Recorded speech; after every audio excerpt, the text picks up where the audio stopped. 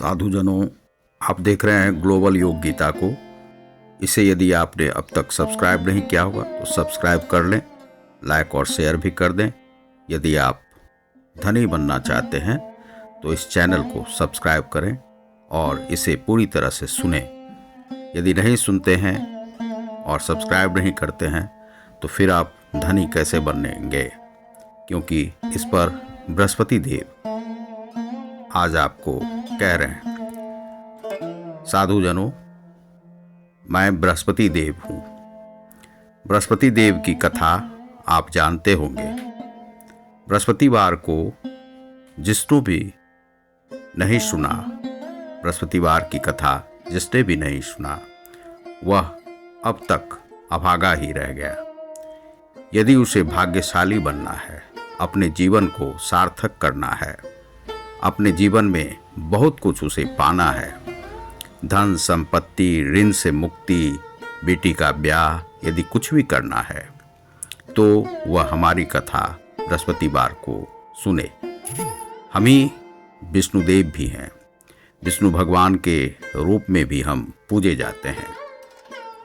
यदि तुमने हमें विष्णु भगवान के रूप में जाना है तो भी बृहस्पतिवार को यह कथा कहो। और यह 7 कथा कहते कहते तुम्हें धन की प्राप्ति हो जाएगी। तुम विशेष रूप से भाग्यशाली बन जाओगे। जीवन में जो तुम्हें कमी है उस कमी की पूर्ति तुम्हें हो जाएगी। तुम यदि नौकरी चाहते हो तो नौकरी भी तुम्हें मिलेगी, और यदि तुम आत्म शांति चाहते हो तो आत्म शांति भी मिलेगी। यदि गृह कलह रहता है तो भी तुम्हें उस गृह कलह से मुक्ति मिलेगी। यदि तुम अपने भाग्य को जागृत करना चाहते हो, लक्ष्मी को विशेष रूप से प्राप्त करना चाहते हो, रोजी और रोजगार में सफलता चाहते हो, तो हमारी पूजा और आराधना करो। इसमें तुम्हें करना कुछ नहीं है। एक केले का वृक्ष लेना है। केले का वृक्ष को लेकर के तुम्हें उसमें जल बृहस्पतिवार को चढ़ाना है। इस दिन तुम्हें अपने बाल को नहीं कटवाना है, ना ही धोना है, और घर में पोछा भी नहीं लगवाना है। गोबर से लीपना नहीं है। मांस मदिरा जो भी खाते हो उससे तुम इस दिन निजात पालो। यह नहीं करो। यह नहीं करोगे और केले के वृक्ष में जाकर के तुम यदि जल चढ़ाते हो, चने की दाल देते हो और वहाँ पर गुड़ तुम चढ़ाते हो और बृहस्पति महाराज को निवेदन करते हो और हमारी कथा सुनते हो, तो तुम्हें उसी दिन से विशेष लाभ प्राप्त हो जाएगा।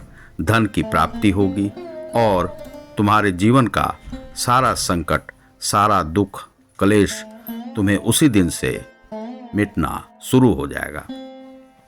तुम विशेष रूप से कल्याणकारी योजनाओं से तुम जुड़ पाओगे। तुम्हारे जीवन में कल्याण की शुरुआत हो जाएगी।